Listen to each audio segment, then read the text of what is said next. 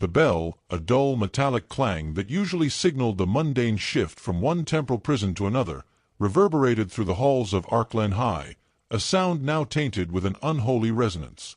I, a history instructor of meager repute and a soul burdened by a gnawing existential dread, found myself extracting textbooks from my satchel, their worn pages whispering of forgotten empires and the cyclical decay of civilizations. Little did I know, the true history, the one that festered beneath the veneer of normalcy, was about to erupt.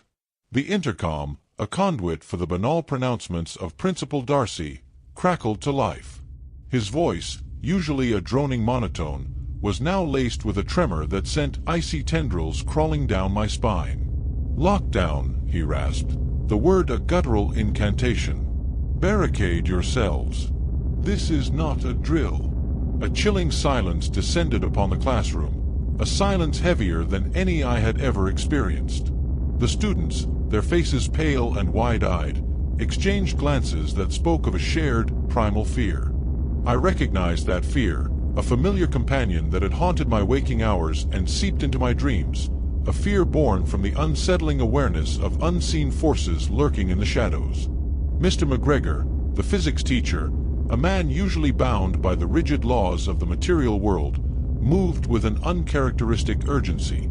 He locked the door, the metallic click echoing like the closing of a tomb. Ella, a student with an unsettlingly keen perception, extinguished the lights, plunging the room into a suffocating darkness.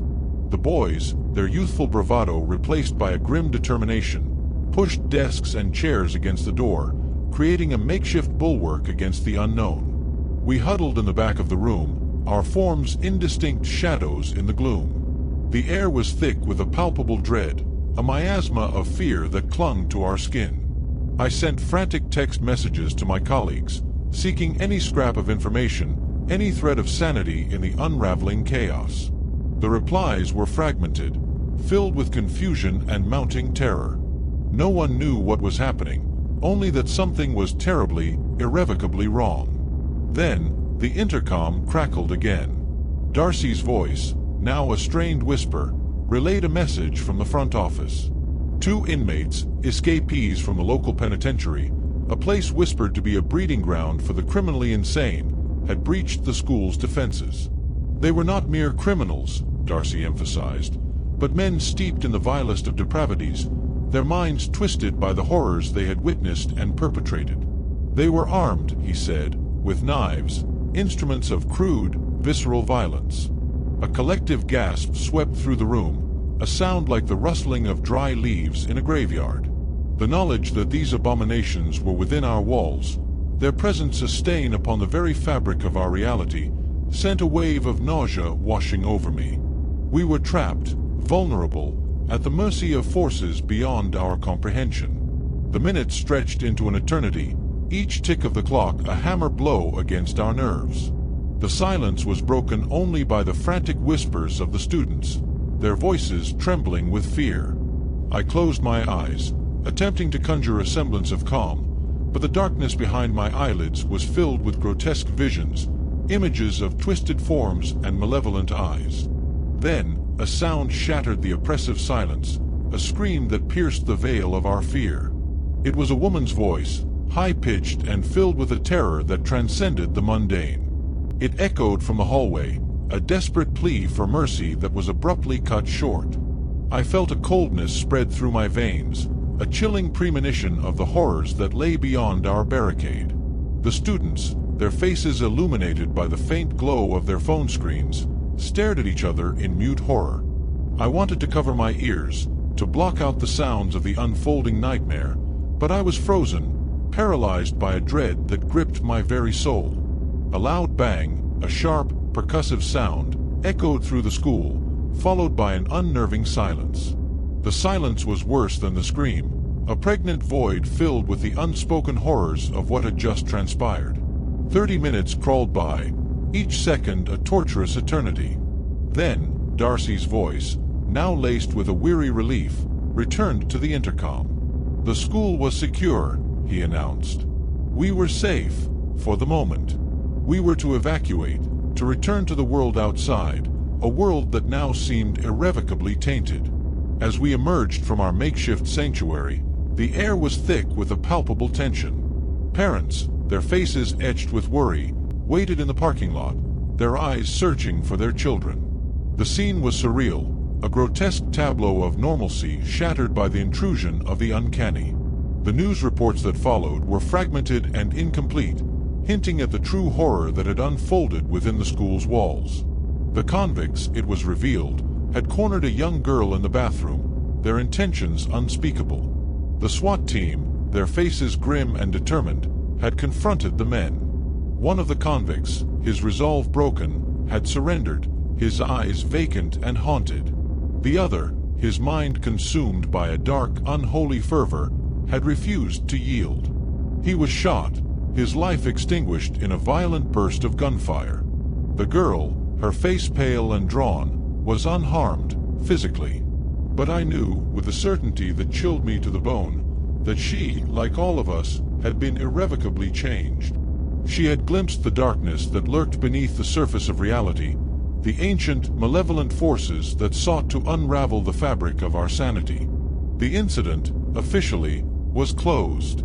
The convicts were apprehended, the threat neutralized. But I knew better. I knew that the true horror was not confined to the actions of two deranged men. It was something far more insidious, something that seeped into the very foundations of our existence. The school, once a place of learning and enlightenment, now felt like a tomb, a monument to the fragility of our sanity. The hallways echoed with unseen whispers, the shadows danced with grotesque forms. I found myself drawn to the library, seeking solace in the dusty tomes that lined the shelves. I searched for answers, for any clue that could explain the events of that day, but the books offered only fragmented glimpses, cryptic hints of ancient evils and cosmic horrors. I began to see patterns, connections that others overlooked. The graffiti on the bathroom walls, the unsettling symbols etched into the desks, the strange, almost imperceptible changes in the behavior of some of the students. It was as if the school itself had become a conduit for something dark and malevolent, a gateway to a realm beyond human comprehension. The girl from the bathroom, her name was Sarah, began to exhibit strange behaviors. She would stare into the distance, her eyes wide and unfocused, as if seeing something that wasn't there. She spoke in cryptic phrases, fragments of forgotten languages, her voice a hollow echo of her former self. I tried to reach her, to offer her some semblance of comfort, but she recoiled from my touch, her eyes filled with a terror that transcended the mundane. One night, I found her wandering the school halls, her footsteps echoing in the silence. She led me to the basement, a dark, forgotten space filled with the detritus of forgotten projects and discarded equipment. In the center of the room, a strange symbol was etched into the concrete floor, a swirling vortex of lines and angles that seemed to writhe and shift before my eyes. Sarah pointed to the symbol, her voice a raspy whisper. "They are coming," she said. "They are coming for us all." I looked at the symbol, and a wave of nausea washed over me. I felt a presence, a dark, malevolent force that emanated from the very depths of the earth.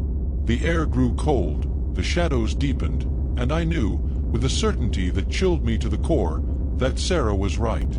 Something ancient and terrible was stirring, something that had been awakened by the violence and fear that had permeated the school. The events of that day were not an isolated incident, but a harbinger of something far more sinister, a glimpse into the abyss that lay beneath the surface of our reality. The school, once a symbol of hope and enlightenment, had become a gateway to the unknown, a conduit for the ancient evils that sought to reclaim their dominion over our world. And I was now caught in the crosshairs of a horror that threatened to consume us all.